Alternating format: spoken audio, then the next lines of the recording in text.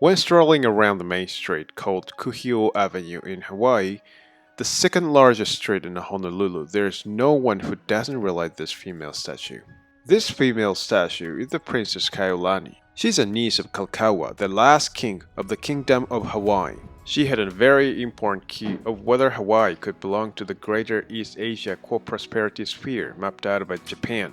The king Kalakaua envisioned the Empire of Polynesia, an Asian Federation led by the Empire of Japan in order to resist the threat from the United States against the background that American immigrants insisted that sovereignty of Hawaii should belong to the United States. So when he visited Japan during offshore trip overseas, he directly complained of Hawaii's sad plight to the Meiji Emperor and made a direct proposal to the Meiji Emperor for political marriage between the Princess Kaiulani and the Prince Higashi Fushimiya Yorihito.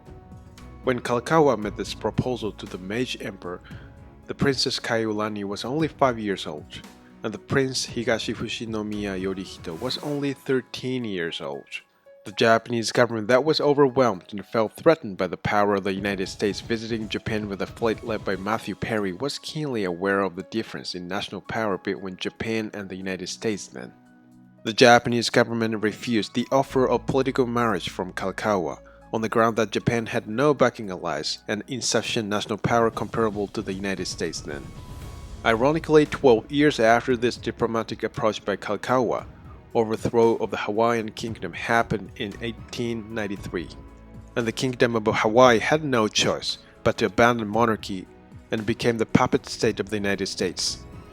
If the Prince Higashi Fushimiya Yorihito had got married to the Princess Kaiulani, Hawaii could have been Japanese territory, but at the same time conflict between Japan and the United States would have been unavoidable during the confusion of overthrow of the Hawaiian kingdom, and it was obvious that Japan would have been put in a disadvantageous position due to the difference in national power with the United States. However, the king Kalakaua always dreamed of establishing Asian Federation led by the Imperial of Japan for prosperity of Mongolian ethnicity.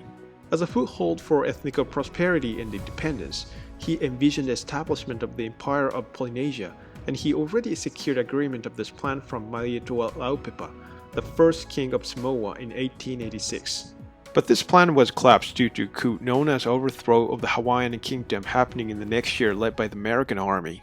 At the time he visited Japan during offshore trip overseas around the world in 1881, he secretly visited Akasaka Palace to meet the Meiji Emperor by eluding vigilance of American suits coming with him, and he made 5 proposals to the Meiji Emperor. First, increase of Japanese immigrants to Hawaii and the assimilation policy for the problem of depopulation in Hawaii. Second, political marriage between the Princess Kaiulani and the Prince Higashi Fushimiya Yorihito.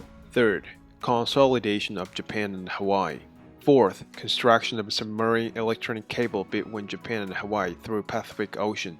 Fifth, realization of Asian Federation led by the Empire of Japan. After all, only 1 out of 5 requests was fulfilled by Japan. The king Kalakaua always dreamed of being independent from Western countries and establishing Asian co-prosperity sphere to overturn Western allies with cooperation of the Empire of Japan. The difference in national power between Japan and the United States at the time forced Japan to refuse the offer of political marriage from Kalakaua. But if Japan had strong backing allies that became deterrents against the threat of the United States, it can be thinkable that Hawaii would become the territory of Japan.